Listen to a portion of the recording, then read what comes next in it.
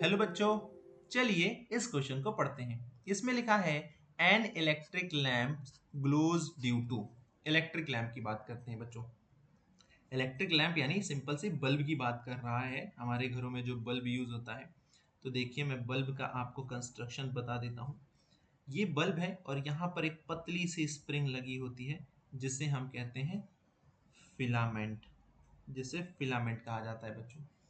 अब होता क्या है, तो जब करंट आता है, कहाँ से करंट आता है भाई? तो हमारे घरों में शॉर्ट सर्किट लगे होते हैं, सॉकेट्स लगे होते हैं, तो वहां से करंट आ रहा है वायर्स के थ्रू।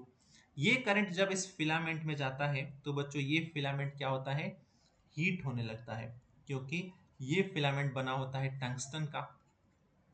टंगस्टन का जो रेजिस्टेंस है वो बहुत ज़्यादा हाई होता है और इसका मेल्टिंग पॉइंट भी बहुत ज़्यादा हाई होता है।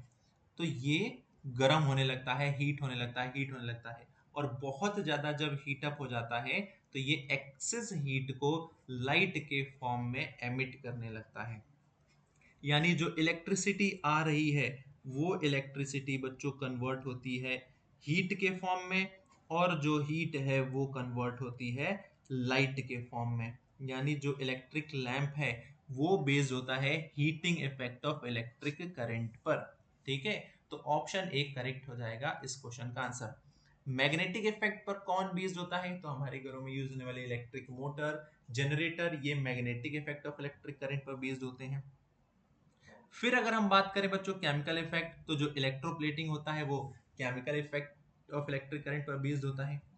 इस पर्टिकुलर क्वेश्चन की बात करें तो वो हो जाएगा